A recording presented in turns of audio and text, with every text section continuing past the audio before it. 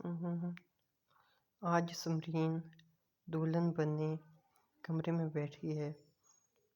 وہ مسکراتا ہوا کمرے میں داخل ہوا۔ اس لڑکی کے اس رات لڑکی نے ڈھیروں سپنے سجائے تھے، لیکن ارمین کی آنکھوں میں کوئی خواب نہ تھا۔ اس کی آنکھوں میں صرف غصہ تھا، اور اس کی آنکھوں میں صرف ناراضگی تھی کہ اس کے انکار کے باوجود اس نے رشتہ کیوں بھیجا۔ وہ اس حسین چہرے کو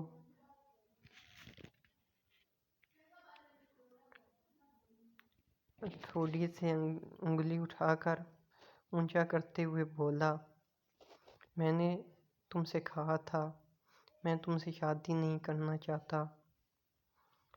وہ الجھی نگاہوں میں اسے تکتے ہوئے پوچھنے لگی، کیونکہ محبت ہو گئی مجھے تم سے۔ نہایت ہی سادہ انداز میں اظہار محبت کرتی ہے۔ محبت، مجھے اس لفظ سے بھی نفرت ہونے لگی ہے۔ لوگ دھوکہ دیتے ہیں اس لفظ کو ادا کر کے۔ شاید وہ لوگ جانتے ہیں کہ اس لفظ کا مطلب کیا ہے، پھر بھی وہ لوگ اس لفظ کا استعمال کر کے دوسروں کو دھوکہ دیتے ہیں۔ تو اس کا تو جیسے محبت سے اعتبار اٹھ گیا تھا۔ ماہم ٹھیک ہے، تم مجھے مہلت دو، ہم دوست بن کے رہیں گے۔ جب تک رہوں گی ہمارا رشتہ آگے بڑھے گا، پر ساتھ ساتھ اپنے دل میں محبت نامی شے پہ اعتبار قائم رکھوں گی، کیونکہ میں محسوس کرتی ہوں اس جذبے کو تم نہیں جانتے۔ میں اس جذبے سے سرشار ہو کے میں صرف تمہاری خاطر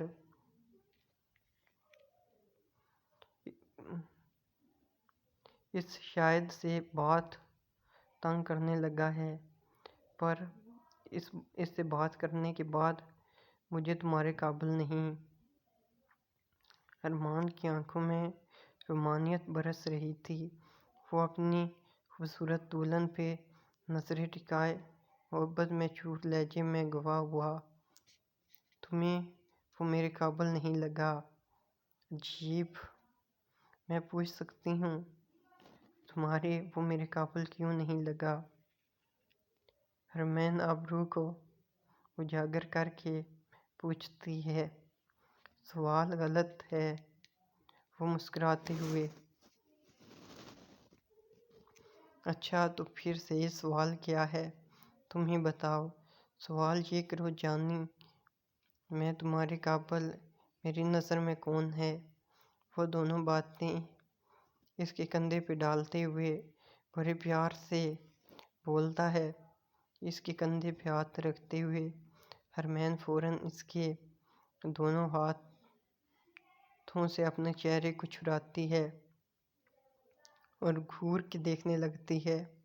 وہ اپنی اس جرأت پہ ذرا شرمندہ نہیں تھا۔ کون؟ اب وہ تجسس سے پوچھ رہی تھی۔ میں اور کون، بیوقوف لڑکی۔ اس نے مسکراتے ہوئے اپنی پیشانی اس روشن پیشانی سے ٹکرا دی۔ ٹچ مت کرو، وہ دو ٹوک انداز میں بولی۔ اچھا بابا نہیں کرتا، پر اتنا ظلم نہ ڈھاؤ مجھ غریب عاشق پہ۔ ذرا مجھے اپنی دلہن کو دیکھنے دو۔ ارمان نے مسکراتے ہوئے اس دوپٹے کو جو سیٹ پہ تھا اتار دیا۔ ارمین اس کی نگاہوں سے اپنے وجود کو پگھلتا ہوا محسوس کر رہی تھی۔ رات بھر کیا ایسے ہی دیکھتے رہو گے؟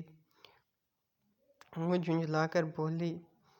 اس کی رومانیت بھری نظریں اسے نروس کر رہی تھیں۔ وہ اپنی نروسنس کو دور کرنے کی کوشش کر رہی تھی۔ بالکل، وہ مسکراتے ہوئے جواب دینے لگا۔ ارشمان تم پاگل ہو گئے ہو، وہ خفتگی سے کہتی ہوئی بوندیں اتارنے لگی۔ لاؤ میں مدد کرتا ہوں۔ ارمان نے جیسے ہی اس کے کان کی لو کو مس کیا، لمس ارمان کے پورے وجود میں کرنٹ دوڑ گیا۔ میں خود کر لوں گی، یہ کہتے ہوئے ارمان تیزی سے دور ہٹ کے بیٹھ گئی، جس پر وہ مسکرایا۔ وہ سونے کے لیے لیٹی تو ارمان بھی بالکل اس کے ساتھ لپٹ کر سو گیا۔